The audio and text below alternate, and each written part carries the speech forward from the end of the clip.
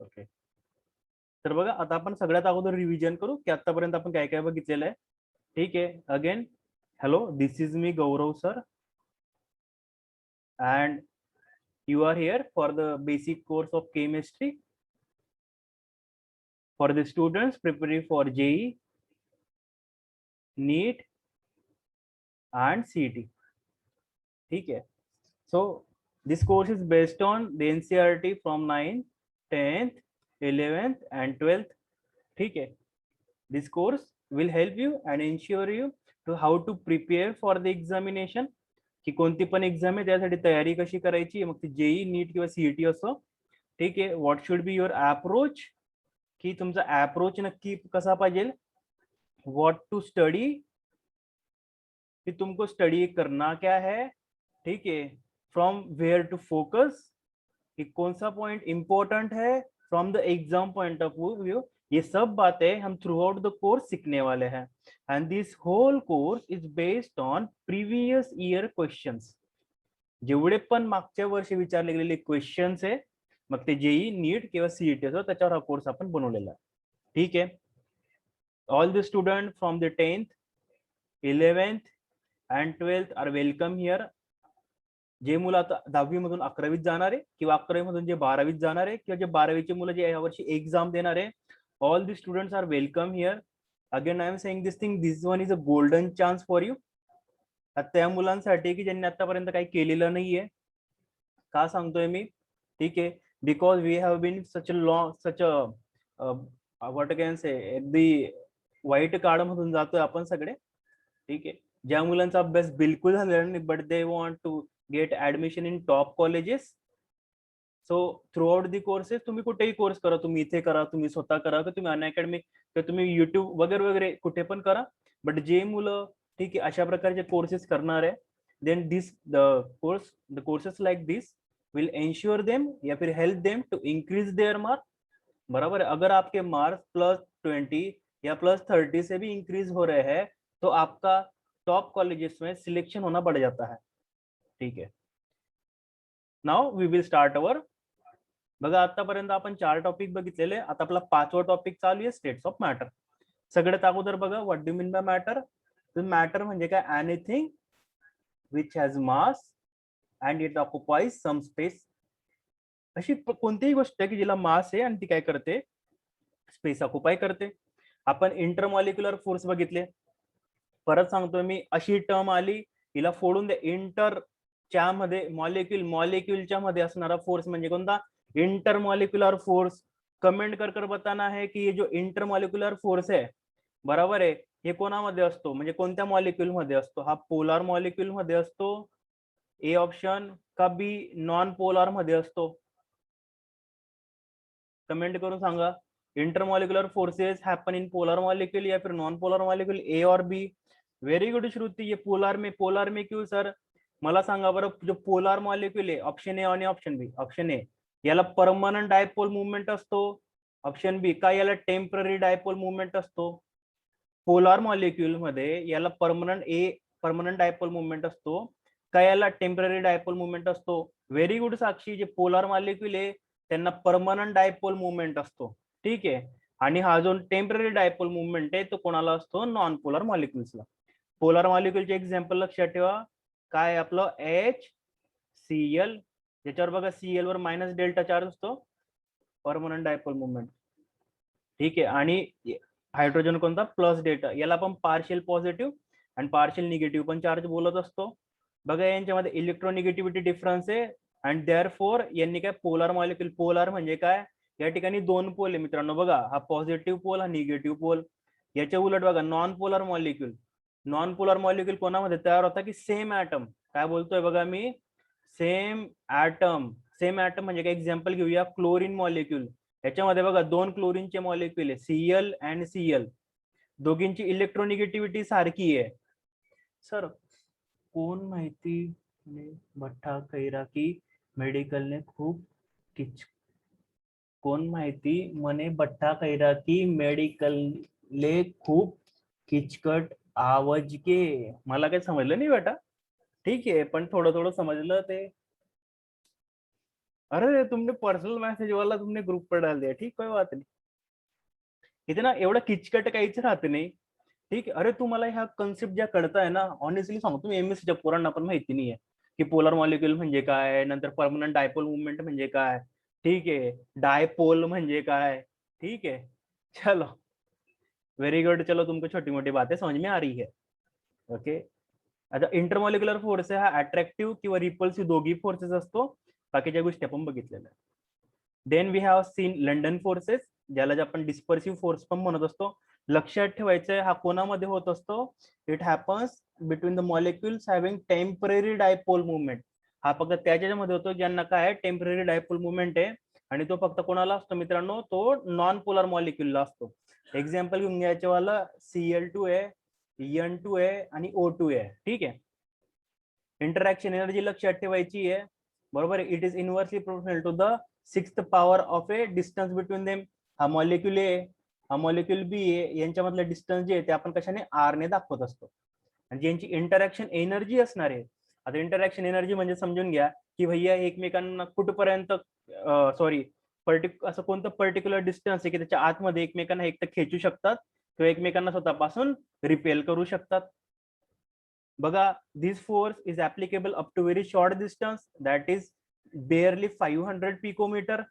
ठीक आहे. आता तुम्हाला होमवर्क दिलं तर मी pico 1 picometre is how many metre. बरोबर आहे. जर तुम्ही शोधलं असेल नसेल तर परत शोधा, आणि ज्यांना माहित असेल तर त्यांनी कमेंट करून सांगा जे पण असेल ते. ओके. उसके बाद में हमने डाइपोल डाइपोल फोर्सेस देखा. देखो डाइपोल डाइपोल, दो पोल, देखो दो पोल, बरोबर आहे ना. हा एक, हा दोन म्हणजे डायपोल, हा दुसरा एक आणि दोन म्हणजे डायपोल. बघा डायपोल डायपोल, यामध्ये बघा हा निगेटिव्ह पोल आहे आणि हा पॉझिटिव्ह पोल. एकमेकांना काय करतील ते एकमेकांना अट्रॅक्ट करतील, आणि त्यामुळे इथं जो फोर्स असेल त्यालाच आपण काय बोलत असतो, डायपोल डायपोल फोर्सेस म्हणत असतो. याच्यामध्ये बघा इम्पॉर्टंट काय आहे की जो डायपोल डायपोल फोर्सेस आहे, बरोबर आहे, it is greater than that of London forces. जे लंडन फोर्सेस आहे जे आपण वरती बघितले त्यांच्यापेक्षा मोठा असतो. But it is less than that of A ion ion interaction. हे जे स्टेटमेंट है तो खूप इंपॉर्टेंट है. ये डायरेक्ट आपको जेई में या फिर नीट में डायरेक्ट पूछ सकते हैं. डायरेक्ट स्टेटमेंट येऊ शकतं. ठीक है. Then as okay, as we increase the distance between the dipole, जर आपण हा डायपोल आहे बरोबर, ह्या दोघींमधलं डिस्टन्स जर वाढवत गेलो या दोघींमधलं, तर त्यामुळे काय होईल माहिती का की हा जो डायपोल डायपोल फोर्स आहे तो काय होत जाईल, कमी कमी कमी कमी होत जाईल. ठीक है. उसके बाद में देखो हमने ये देखा था कि जो इंटरेक्शन एनर्जी है for dipole dipole, it is a 1/r³ for stationary polar molecule. एखादा पोलर मॉलिक्यूल जो स्टेशनरी म्हणजे एका जागेवर थांबलेला आहे त्यासाठी एवढा असतो. म्हणजे रोटेट एखादा पोलर मॉलिक्यूल आहे की जे काय करताय, रोटेट करताय, तर त्याच्यासाठी तो केवढा असतो, 1/6 power of a R. Where R म्हणजे काय, the distance of separation between them. यांच्यामध्ये किती डिस्टन्स त्याला आपण म्हणत असतो R. Then dipole induced dipole forces.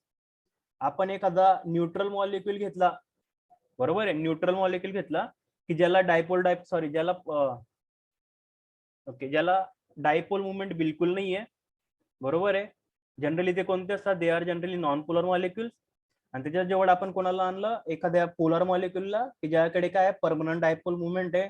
तर बघा याच्याकडे बघा परमनंट डायपोल मुवमेंट आहे, याच्याकडे डायपोल मुवमेंट नाहीये. हा याच्या कॉन्टॅक्ट मध्ये आला तर हा काही प्रमाणामध्ये हा जो मॉलिक्युल आहे न्यूट्रल, याच्यामध्ये काय इंड्यूस करून देईल, तो या ठिकाणी डायपोल फोर्स इंड्यूस करून देईल काही प्रमाणात. ठीक आहे. आणि हा थोड्या वेळेसाठी का असे ना ऍज अ डायपोल म्हणून बिहेव करेल.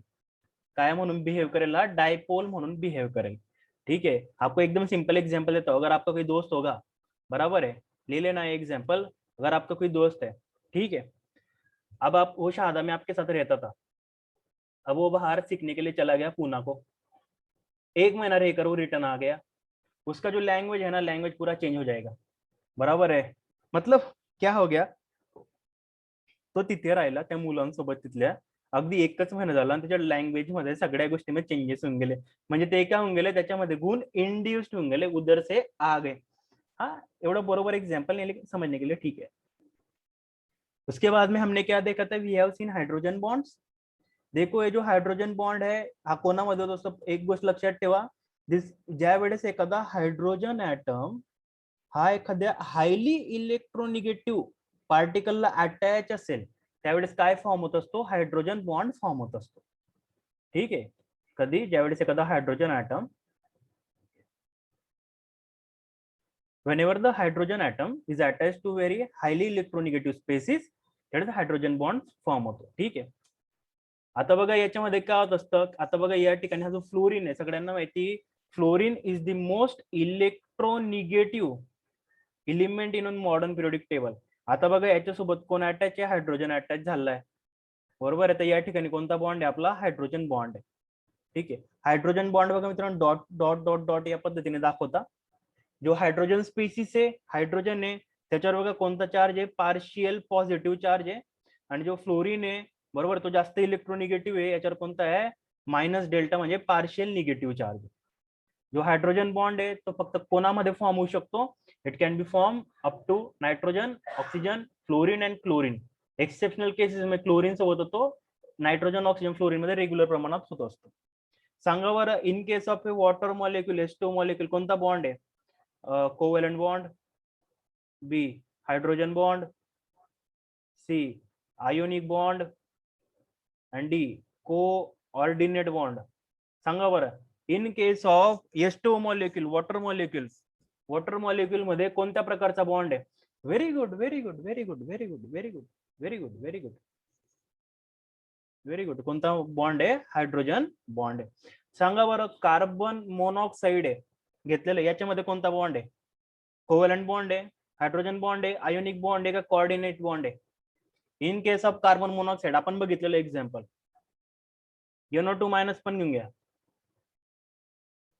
व्हेरी गुड पलक, याच्यामध्ये कोणता बॉन्ड आहे, कोऑर्डिनेट बॉन्ड आहे. जर तुम्हाला लिव्ही सिम्बॉल आठवत असतील, बरोबर आहे, जर तुम्हाला लिव्ही सिम्बॉल आठवत असतील तुम्हाला याचं उत्तर डायरेक्ट भेटून जाईल. हे बघा मित्रांनो, तुम्हाला जर ह्या गोष्टी, हे जे उत्तर देते ना 4-5 पोर, हे आता 10वीतून 11वीत जात आहे, बरोबर आहे. हे जे उत्तर देते ना 4-5 पोर, असं नाही सगळेच द्या, ठीक आहे, हे आता 10th मधून 11th मध्ये जात आहे, जस्ट जाणार, गेले पण नाही ते जाणार आहेत. तर त्यांच्या ह्या गोष्टी आतापासून क्लिअर आहे.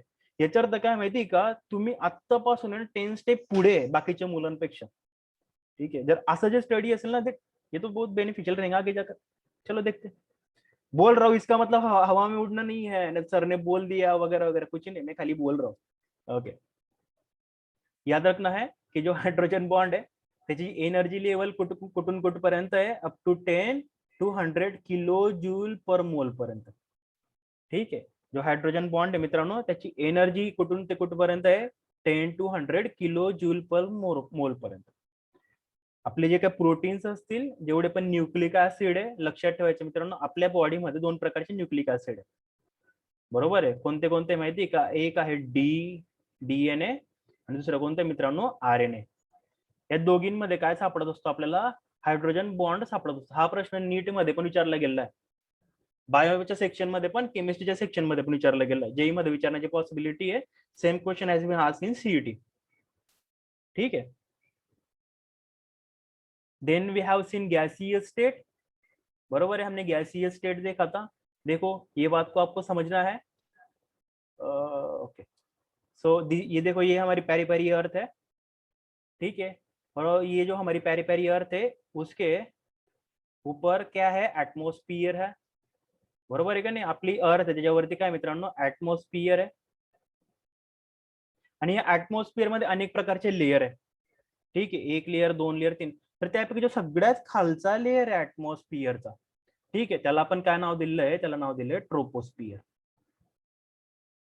काय नाव दिलंय मित्रांनो, ट्रोपोस्फियर. एक गोष्ट सांगू तुम्हाला, स्पियर म्हणजे काय, गोल, बरोबर आहे ना. ट्रोपोचा काहीतरी अर्थ जो मला आता आठवत नाही, पण स्पियर म्हणजे काय, काहीतरी गोल व्यापलेला काहीतरी.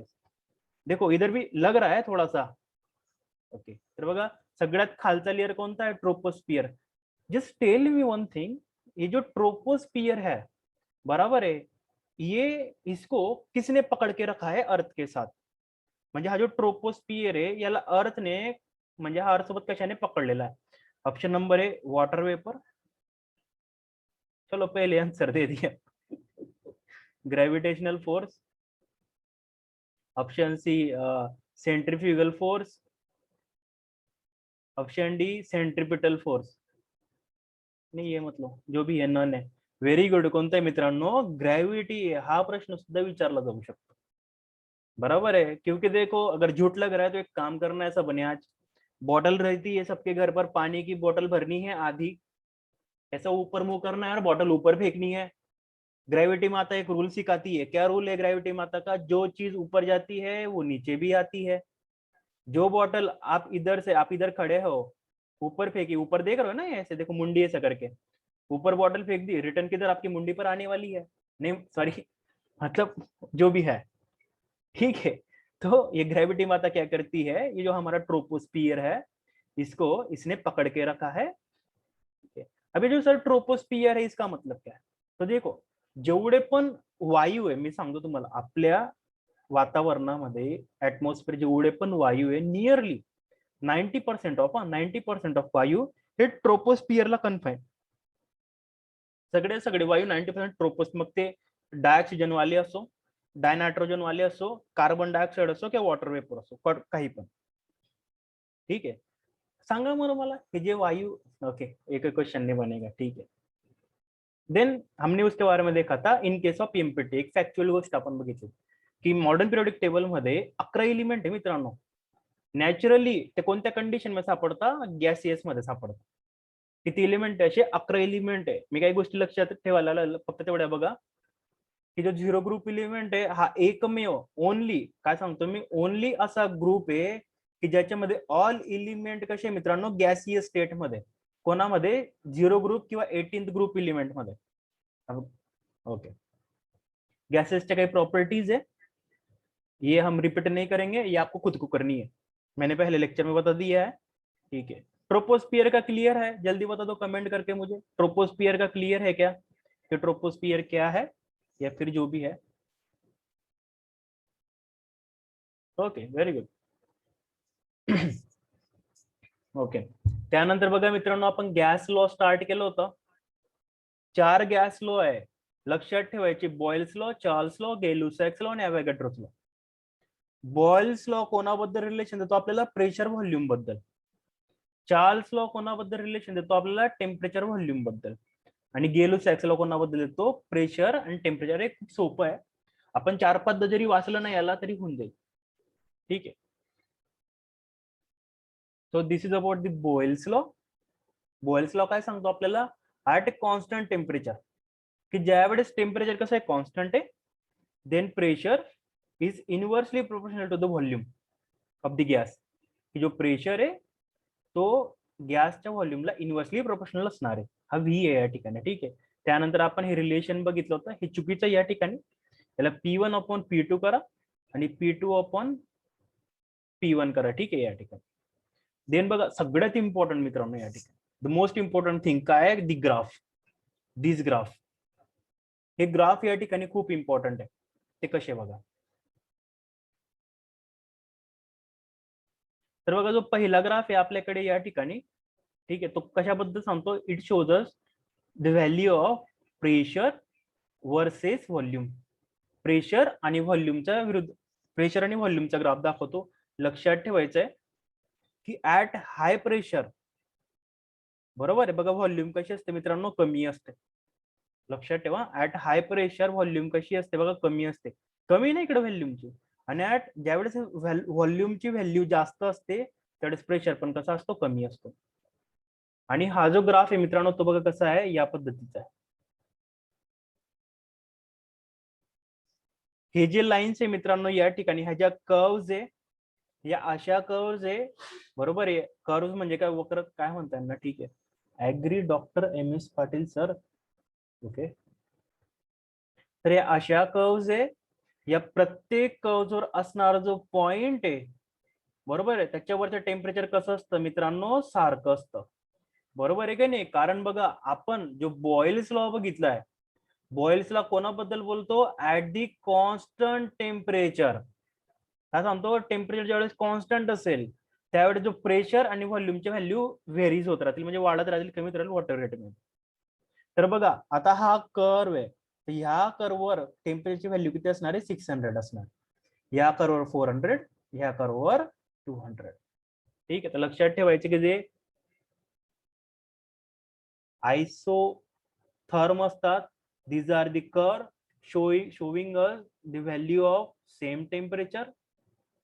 त्याच्यानंतर बघा आपल्याला आयसो बार येणार आहे, ते पण बघू आपण. त्यानंतर आपल्याला आयसो कोर येणार आहे, ते पण आपण परत सांगू. ठीक आहे, आयसोथर्म म्हणजे काय गोवर्धन? आयसोचा अर्थ काय असतो? सेम, बरोबर. थर्मचा अर्थ काय असतो? टेम्परेचर. म्हणजे ही अशी लाईन आहे की त्या लाईनवर जो प्रत्येक पॉइंट आहे, बरोबर, ह्या लाईनवर प्रत्येक असणार जो पॉइंट आहे त्यावर आपल्याला टेम्परेचरची व्हॅल्यू कशी असते? सारखी असते. So this is the graph for the, हाँ यस यस कांस्टेंट रहता है, कांस्टेंट भी बोल सकते हैं. बघा this is graph for pressure versus volume. पण बघा मित्रांनो, बॉयल्स लॉ काय सांगतो आपल्याला? Pressure is directly proportional to the 1/v. याच्या डायरेक्टली प्रोपोर्शनलचा अर्थ काय असतो की जर हे वाढेल तर हे पण वाढेल, बरोबर आहे की नाही? मग आपण बघा परत दुसरा ग्राफ ड्रॉ केला, प्रेशर वर्सेस 1/v. जर हे वाढेल मित्रांनो तर हे पण वाढेल, बरोबर आहे का नाही? त्यामुळे हा जो ग्राफ भेटेल तो कसा असणार आहे मित्रांनो? आपल्याला स्ट्रेट लाईन असणार आहे फ्रॉम दी ओरिजिन, बरोबर आहे, स्ट्रेट लाईन असणार आहे फ्रॉम दी ओरिजिन. त्याच्यापैकी ही जी T3 आहे, T3चं टेम्परेचर जास्त असणार आहे T2 पेक्षा, T2 जास्त असणार आहे T1 पेक्षा. ये हमने प्रॉब्लम देखा था, ये आपको खुद से फिर से सॉल्व करना है. ठीक है, नंतर आपण चार्ल्स लॉ बघितला. चार्ल्स लॉ बघा कॉन्स्टंट प्रेशर बद्दल सांगत असतो. एक लक्षात ठेवा की ज्यावेळेस आपण कधी पण 1 डिग्रीने टेम्परेचर काय केलं? राईज केलं. काय सांगतो मी? जे टेम्परेचर आपण 1 डिग्रीने राईज केलं, टेम्परेचर 1 डिग्रीने वाढवलं, ठीक आहे, तर जे पण काय व्हॉल्यूम असेल, ठीक आहे, व्हॉल्यूम असेल ते कितीने वाढतं माहिती का? 1/273.15 ऑफ इट्स ओरिजिनल व्हॅल्यू. जे व्हॉल्यूम आहे मित्रांनो ते त्याच्या एवढ्या याच्याने काय होतंय? वाढतंय. ठीक आहे, म्हणजे काय, सपोज तुम्ही चहा करायला ठेवलेली पातेल्यामध्ये आणि खालून तुम्ही काय लावली आहे, बरोबर आहे, बर्नर आहे किंवा जे पण आहे ते, त्याच्यामध्ये बघा काहीतरी तुम्ही पाणी वगैरे टाकलेलं आहे. ज्यावेळेस तुम्ही खालून हीट देणार, बघा बरं तुम्ही ऑब्झर्व केलेलं आहे का थोडंसं कधी? ज्यावेळेस आपण हीट करतो चहाला, तर चहाला उकळी येते आणि चहा वरती येते. ठीक आहे, ते थोडं वेगळं आहे, पण एक त्या प्रकारे तुम्ही फोकस करू शकता की ज्यावेळेस आपण टेम्परेचर देतो त्यावेळेस काय होते? व्हॉल्यूम वाढत असते असं.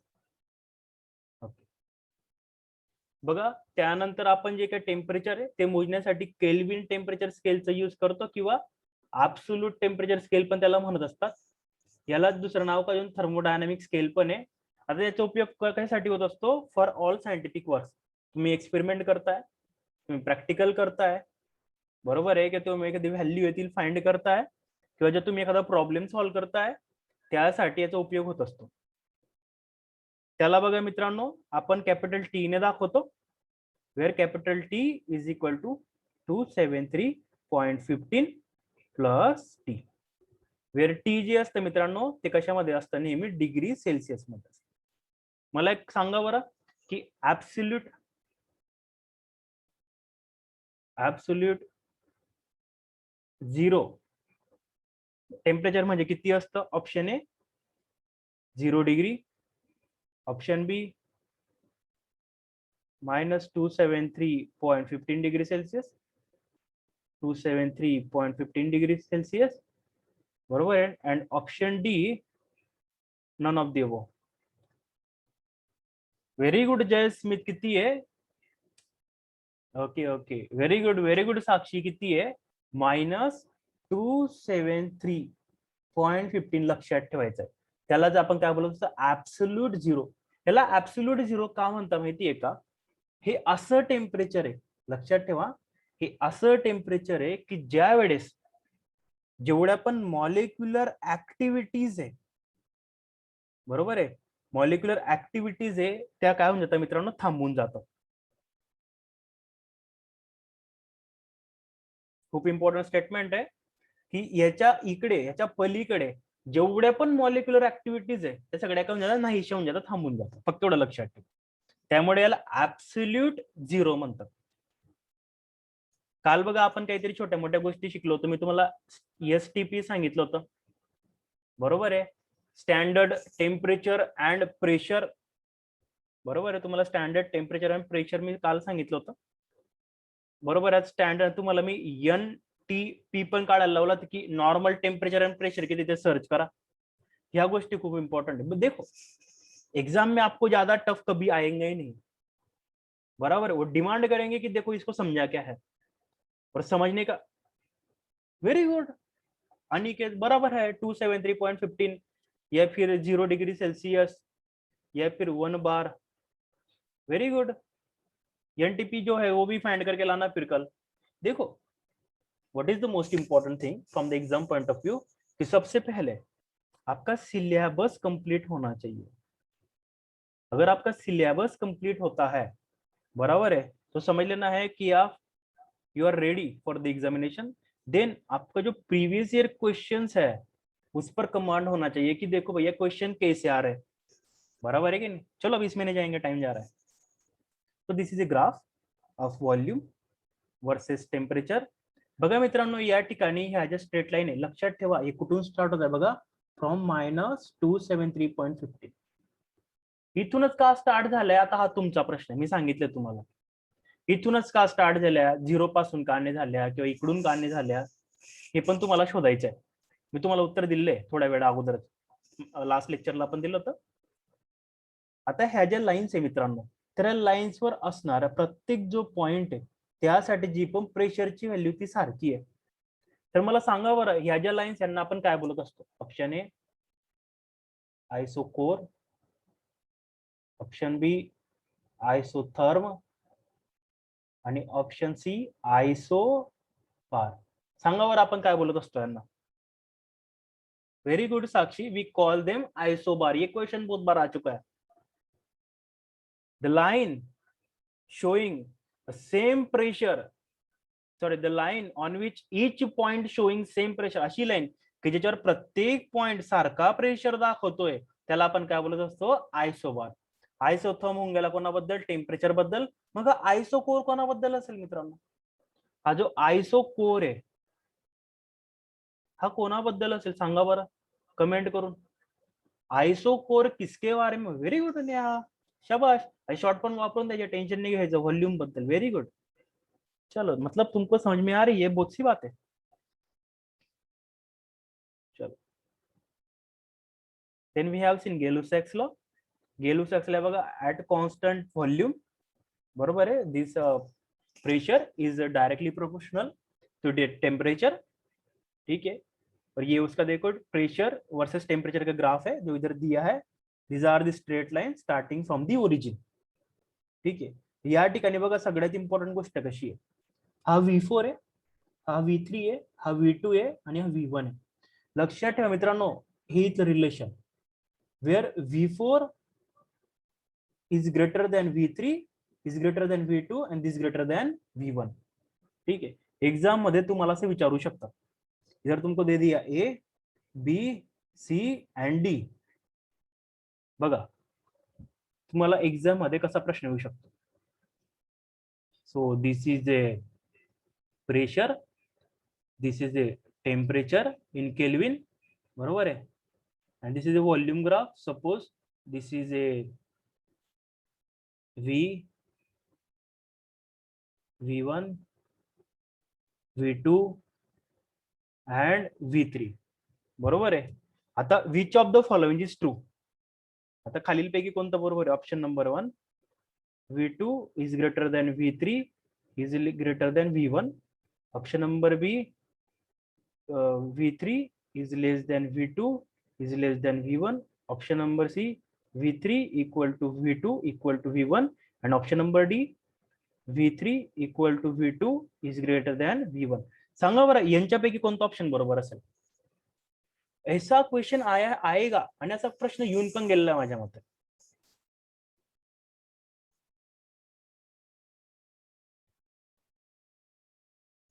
देखो देखो देखो अच्छे से देखो पहले. सुमित, ओके.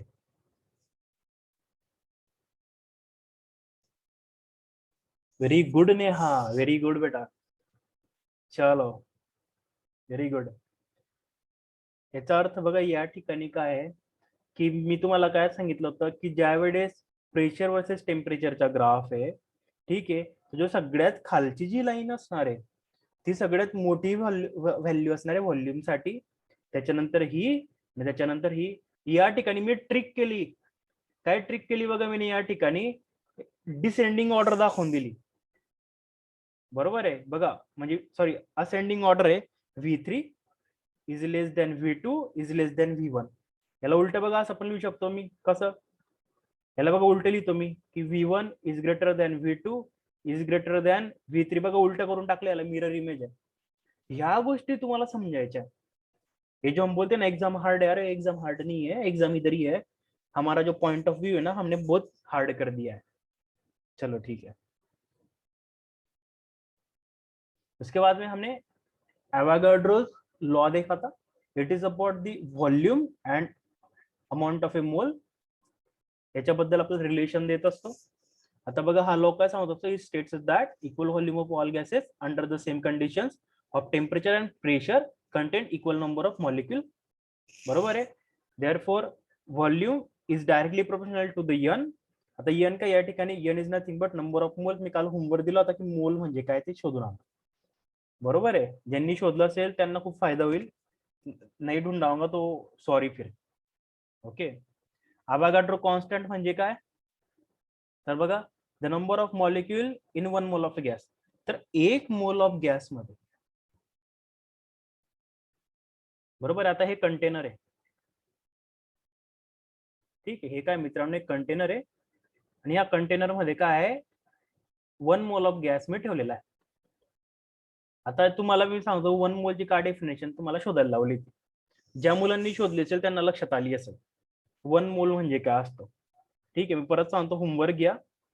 मोल ची डेफिनेशन शोधा. अभी से आदत लगानी है. इथं काय मित्रांनो 1 मोल ऑफ गॅस आहे. तर 1 मोल ऑफ गॅस आहे, त्याच्यामध्ये किती नंबर ऑफ मॉलिक्यूल असतील ते कोणी दिलेलं आपल्याला? एवोगाड्रो यांनी दिलेलं आहे. कसं दिले? किती नंबर ऑफ मॉलिक्यूल असतील या ठिकाणी? 6.022 इंटू 10⁻23. कसं लक्षात ठेवायचं बघा, इथं 22 आहे आणि इथं किती आहे 23 आहे. ठीक आहे, 22 आहे 23. आणि एक ट्रिक आहे, ज्यावेळेस तुम्ही एक्झामला जातात त्यावेळेस व्हॅल्यू दिलेलं असतं. आय थिंक कोणत्या ना कोणत्या एक्झाम्पल मध्ये दिलेली असते. नीचे हमको एसटीपी दिया है, स्टैंडर्ड टेम्परेचर प्रेशर, जो हमने अभी देखा. ओके, चलो now ideal gas equation. Next topic कोणता आहे मित्रांनो आपला? We have ideal gas equation. सगळ्यात इम्पॉर्टंट गोष्ट मी तुम्हाला एक गोष्ट सांगत असतो, या जगात कोणती गोष्ट आयडियल आहे का बरं? कमेंट करून सांगा मला. मी नेहमी सांगितली तुम्हाला ही गोष्ट, इस पूरे वर्ल्ड में कोई बात आइडियल है? यस और नो कमेंट करना है. इस पूरे वर्ल्ड में व्हेरी गुड श्रुती नहीं है, काही आइडियल नहीं है पूर्ण जगामध्ये. बरोबर. भगवान भी आइडियल नहीं है. अरे आदमी तो आइडियल नहीं है. ठीक है. आइडल आणि आइडियल खूप मोठा फर्क है. नहीं तो आप इंडियन आइडल समझोगे गाना बोलना, अरे ऐसा नहीं है. आइडियल का मतलब क्या? बैलेंस अप्रोच में होना. ठीक आहे. तर बघा आयडियल गॅस इक्वेशन म्हणजे काय. ठीक आहे. तर बघा बॉयल्स लॉ काय सांगतो आपल्याला की, बघा बॉयल्स लॉ काय सांगतो की pressure is inversely proportional to the volume. याला तुम्ही असं पण लिहू शकता की याला उलट करून घ्या, इसको ऊपर लेके जाओ, इसको नीचे लेके आओ. तर volume is inversely proportional to the pressure. एकच गोष्ट आहे. ठीक आहे. खालीला उलट करून टाकले आपण. बॉयल्स लॉ काय सांगतो बघा आपल्याला या ठिकाणी की हा जो व्हॉल्यूम आहे it is inversely proportional to the pressure at constant temperature. Charles law काय सांगतो? Volume is directly proportional to the temperature. आणि एवोगाड्रो लॉ काय सांगतो आपल्याला? Volume is directly proportional to the N, where N is a number of moles. तर बघा मी काय करू शकतो का, व्हॉल्यूम इज डायरेक्टली प्रोपोर्शनल, या सगळ्या व्हॅल्यू एका ठिकाणी लिहून घेतो. 1/P गुणिले किती टी गुणिले किती हा एन. देअरफॉर बघा काय भेटली मला value? V is directly proportional to V is directly proportional to the T into N upon P. बघा मी या ठिकाणी व्हॅल्यू लिहिलेली. Therefore, V is directly proportional to the N capital T upon capital P. Where की ज्या ठिकाणी N काय आहे नंबर ऑफ मोल्स, T काय आहे आपलं वाला टेम्परेचर इन केल्विन आणि P काय आहे प्रेशर. आता मला हे जे प्रोपोर्शनॅलिटी जे साइन आहे त्याला काढायचं आहे मला. जर हे साइन काढायचे आणि याला इक्वल टू टाकायचं मला कॉन्स्टंट ठेवावं लागेल या ठिकाणी. तर मी काय केलं इसको इधर से निकाल दिया equal to constant and this term as it is. बरोबर आहे. या कॉन्स्टंटला काय नाव दिलं मी capital R. Where capital R is nothing but gas constant. लक्षात ठेवायचा हा पण प्रश्न विचारला गेला. Where capital R is nothing but gas constant and what is the value for the capital R? That is 8.314 joule per Kelvin per mole. ठीक है. Capital R ची व्हॅल्यू किती आहे joule per kelvin, sorry 8.314 joule per kelvin per mole. बहुत simple है ideal gas equation. ठीक आहे. फक्त याच्यापैकी तुम्ही एक लक्षात ठेवा की जे आयडियल गॅस इक्वेशन आहे त्याच्यामध्ये चार्ल्स, बॉयल्स, चार्ल्स आणि अवॅगॅड्रो लॉ हे तिघींचा काय झालेला मित्रांनो यूज झालेला आहे. ठीक आहे. And where are is nothing but gas constant and value of this is this and याचं युनिट कोणतं आहे ते. ठीक आहे. So this is about the ideal gas equation. Okay. त्यानंतर बघा मित्रांनो नेक्स्ट टॉपिक कोणता आहे Dalton's law of partial pressure. याच्यावर डायरेक्ट तुम्हाला स्टेटमेंट विचारलं जाऊ शकतं